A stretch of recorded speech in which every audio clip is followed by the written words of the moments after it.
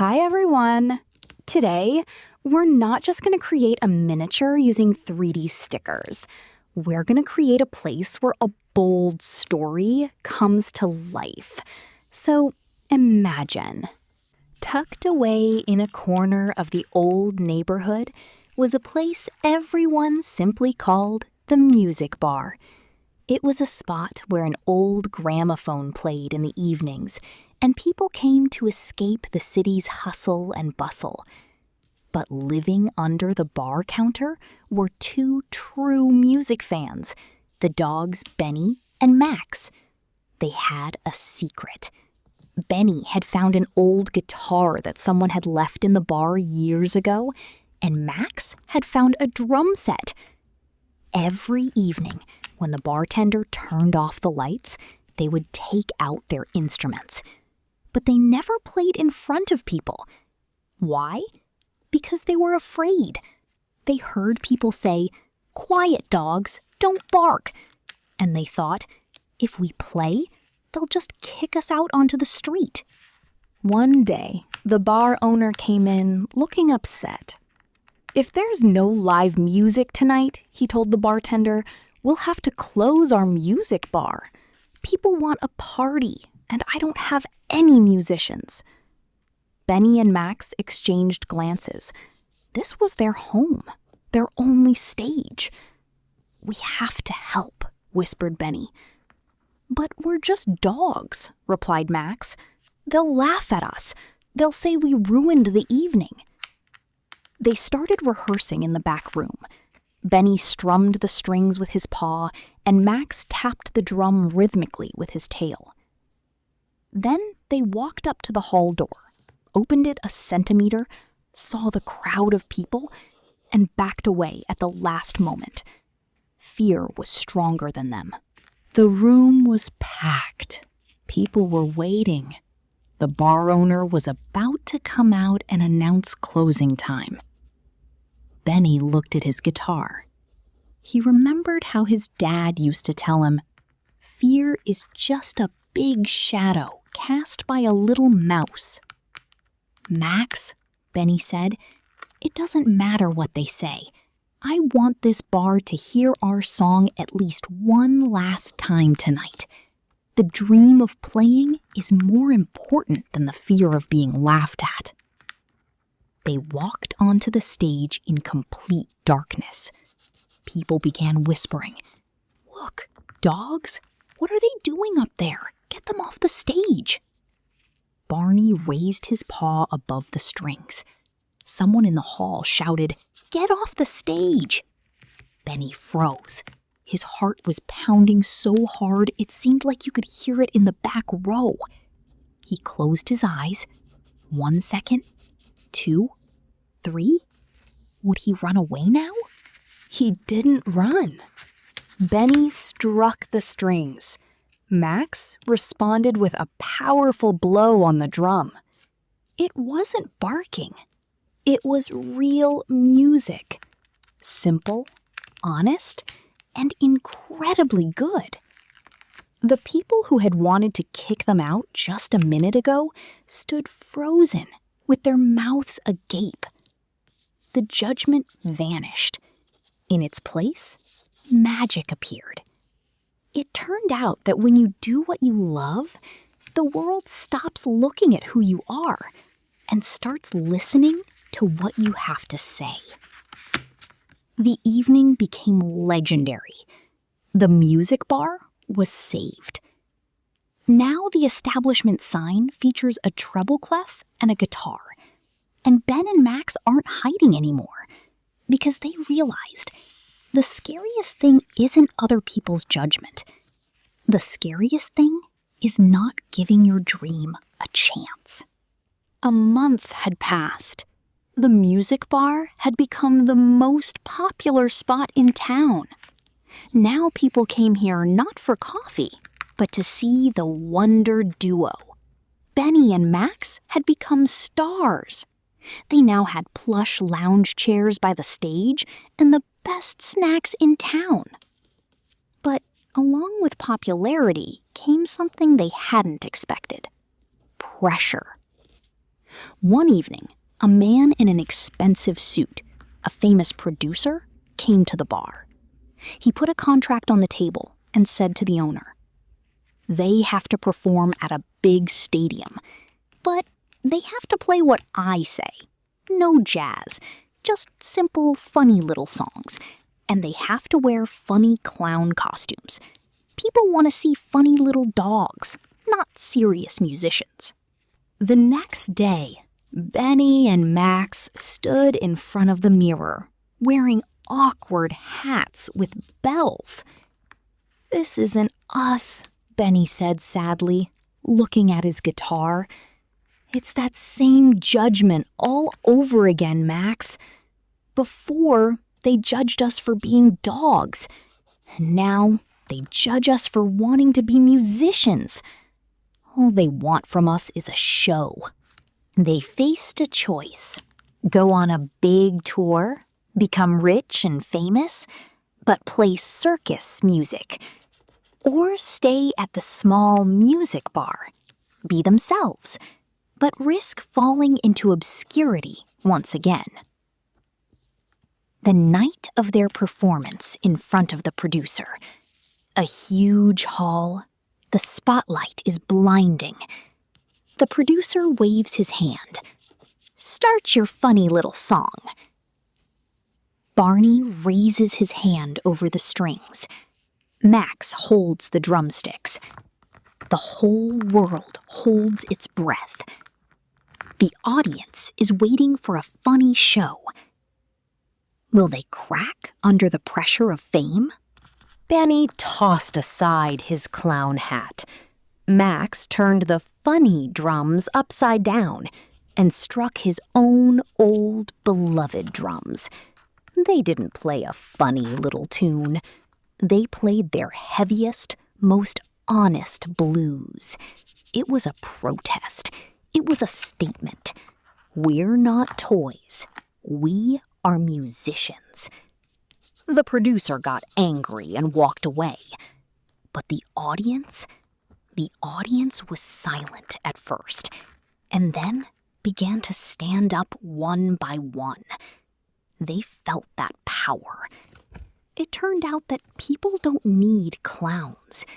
They need the truth.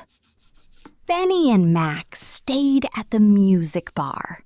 They didn't become millionaires, but they did become free.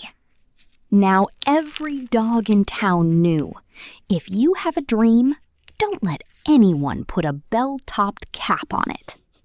Today, if you walk past that same corner of the old neighborhood, you'll hear a guitar and a drum playing in unison.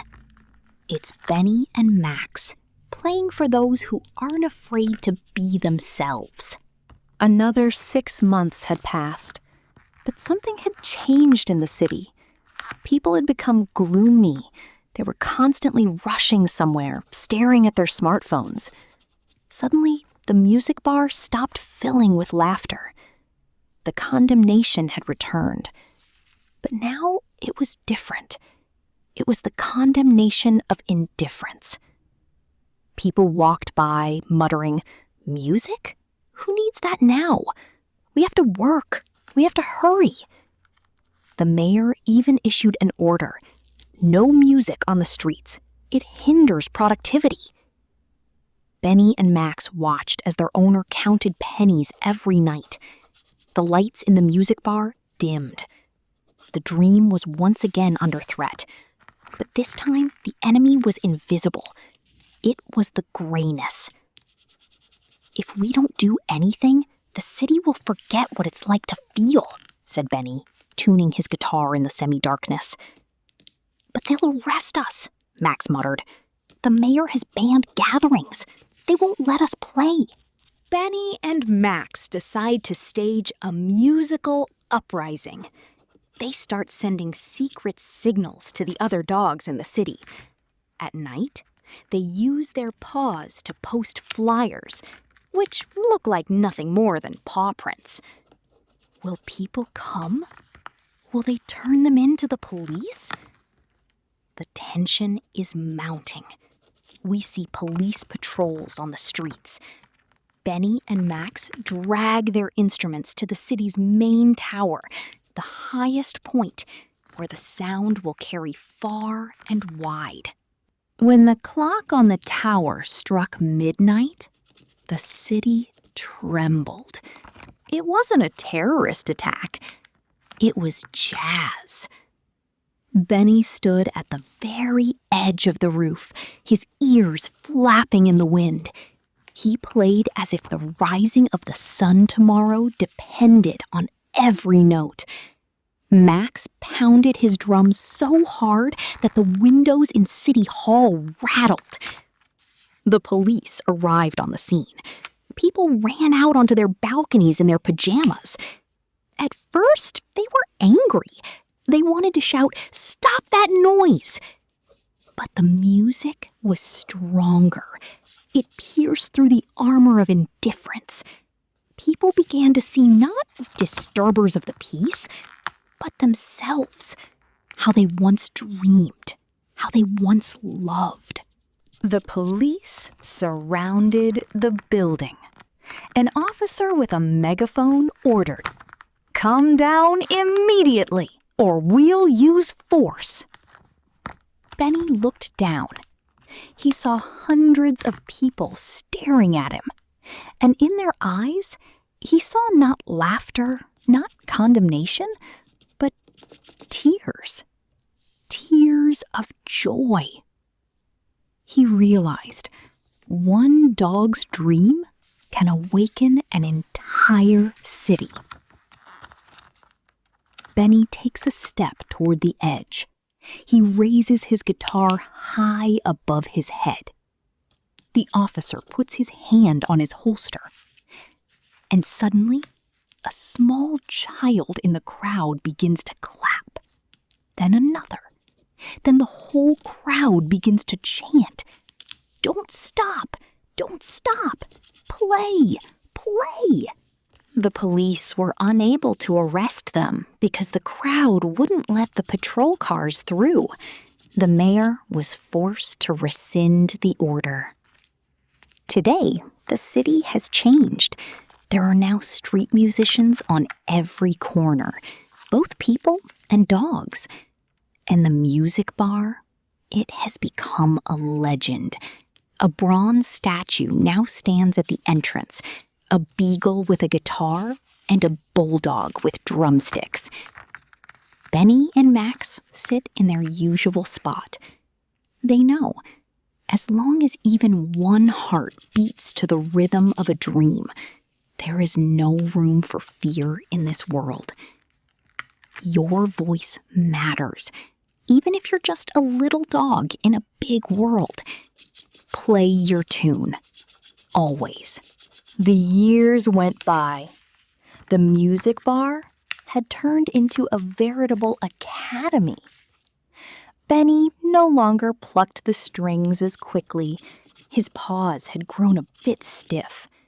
And Max spent more time dozing by his drums than playing them. But their fame lived on. One day, a small, dirty Labrador puppy appeared at the bar's doorstep. He had nothing but a battered harmonica clenched between his teeth. He was too afraid even to look up at the legends. "I want to play like you," the little one whispered. His name was Toby. "They don't teach you how to play here, kid," Benny replied, squinting against the light. "Here, they teach you how to be free. And that's much more painful." The peace didn't last long. The city began to grow. A new corporation decided to tear down the old neighborhood to build a massive shopping mall. The music bar, the heart of the story, found itself threatened with demolition. This time, no one climbed onto the rooftops. The bar owner gave up. Even the people who once cheered for the heroes now said, "Well, it's just an old building. It needs to be torn down." Benny and Max realize they're too old for battles with bulldozers. They look at Toby. The little one is trembling. He's afraid to even approach the big stage. "You have to go out there instead of us," says Max, handing the puppy his best sticks. "I can't. They'll laugh at me. I'm just a puppy," cries Toby. The bulldozers are already 10 meters from the entrance. Benny picks up his guitar, but his paw trembles and he can't strum a chord. He looks at little Toby. Can the new generation overcome fear when the teachers are already powerless? Toby stepped out onto the bar's threshold right in front of the massive bucket. He was as small as a grain of sand against the steel machine. The construction workers stopped. "Play!" Benny croaked from inside the bar. Toby closed his eyes. He remembered everything. The judgment he'd heard on the street when he was homeless, the fear that he was nobody. And suddenly, he began to play. It wasn't a complex jazz piece. It was a melody of hope that he'd made up while sleeping in the rain. When Benny heard it, he suddenly felt strength return to his hands. He picked up the melody on his guitar right from inside the hall. Max hit the drums. It was a trio resonance that made the workers climb out of their cabins. They couldn't tear down a house where such a soul lived. The bar wasn't torn down. It was designated a cultural landmark. But that's not the point. The point is that evening, Benny and Max realized their dream wouldn't die with them. It had passed into Toby's little heart, and tomorrow it would pass on to someone else. An evening at the music bar. Young Toby is playing on stage, and Ben and Max are sitting in the front row as guests of honor. A new poster hangs on the wall. Music isn't what you do, it's who you are. Judgment is just the wind. It blows, but it can't stop the sun.